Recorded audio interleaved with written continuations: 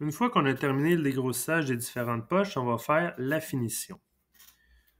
On va choisir l'option contour pour faire la finition de l'intérieur d'une poche.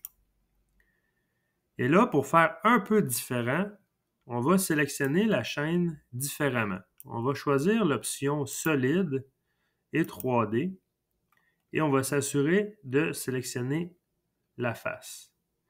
Et je peux tout simplement cliquer sur le fond de la poche, comme ceci. On voit que ça sélectionne le contour et le fond. La flèche, je vais l'orienter pour que je sois en avalant. Ça veut dire de l'autre côté. Je fais reverse. Je vais faire la même chose pour les autres poches. À noter que on voit qu'ici, je sélectionne l'arête, tandis qu'ici, je sélectionne la surface. Nous, on va sélectionner les surfaces. On faut voir le quadrillé. Une fois, je renverse la flèche et je fais la même chose pour les autres suivantes. En choisissant le fond, ça va faire la même chose que si je choisis une chaîne sur le contour.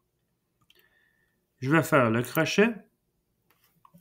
Pour mon outil de finition, encore une fois, dans le cadre de cet exercice-là, on va prendre le même 3,16 qu'on a utilisé pour le dégrossissage.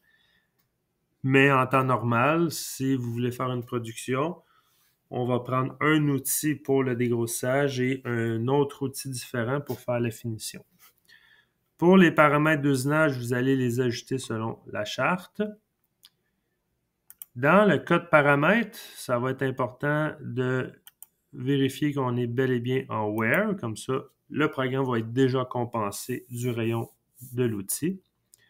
J'ai une compensation à gauche parce que je suis en mode avalant. Le stock to leave sur les murs et le fond, on s'assure qu'on est à 0. La profondeur de coupe, normalement, est désactivée. On va le laisser désactivé pour la finition. Le lead-in, lead-out, on peut diminuer le pourcentage. Tantôt, je l'ai mis à 50 millièmes et il a retenu cette valeur-là depuis tantôt. Fait que je vais le laisser à 50 millièmes. Comme ça va faire une petite entrée, une petite sortie tangentielle, vu qu'on a un espace restreint dans les poches. Et je vais aller au linking paramètre. Très important, la profondeur, on va s'assurer d'être en incrémental par rapport à la surface que j'ai chaînée, qui est le fond, en incrémental à 0.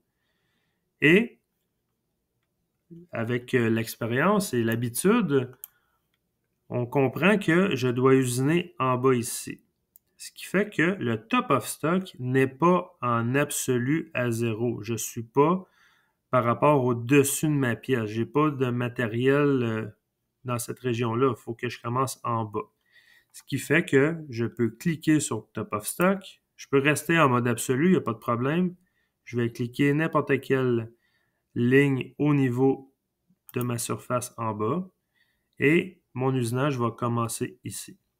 Là, je vais faire le crochet, puis on va voir qu'est-ce que ça donne.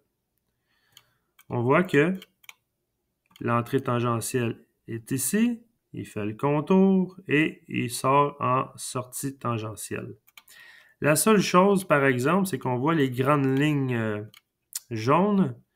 Ça, c'est le fameux 2 pouces. Ça veut dire qu'à chaque fois qu'il va aller vers une poche, il va toujours aller à 2 pouces, il va descendre et il va faire son usinage, il va remonter à 2 pouces, il va se déplacer. Ça, c'est une perte de temps encore une fois.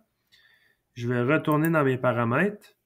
Je vais m'assurer que pour ma clairance, je vais cocher utiliser seulement au début et à la fin de l'opération et non de chacune des poches.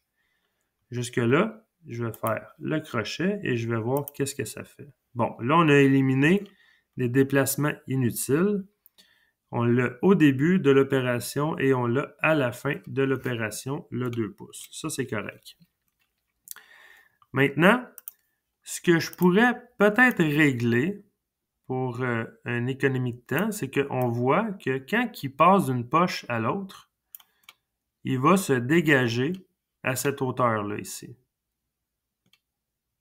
Cette hauteur-là, ça se trouve à être le retract. On est à 250 millièmes en absolu par rapport à l'origine pièce, 250 millièmes au-dessus. C'est sûr que je n'ai pas besoin d'autant de distance pour aller d'une poche à l'autre. Ce que je peux faire, je pourrais soit en mode absolu, je vais cliquer sur Retract, et si je clique sur ce niveau-là ici, ça me donne un moins 125 millièmes. Là, c'est sûr, je ne peux pas le laisser à moins 125 millièmes parce que là, mon outil va relever, va venir flush à la paroi ici et va revenir faire l'autre poche. Fait que c'est sûr qu'on est trop juste à moins 125 millièmes. Mais il n'y a rien qui empêche qu'on pourrait lui mettre, par exemple, moins 75 millièmes pour avoir une distance de 50 millièmes ou si vous voulez 100 millièmes, il n'y a pas de problème. C'est juste pour un souci d'économie de temps. C'est là qu'on économise du temps quand on a une production à faire. Ce qui fait que par rapport à mon absolu, je vais être 75 millièmes en bas pour mon retract pour changer d'une poche à l'autre. On va voir qu'est-ce que ça donne. Je fais le crochet. Je vais régénérer. Et on voit que la distance est beaucoup plus courte. Et si je fais ma simulation, l'outil va relever comme ceci. Il va passer par-dessus l'ailette et va faire ces autres poches comme ça partout. On va pouvoir régler quand même le plus efficace possible les déplacements dans les airs. Et là, ma finition est terminée.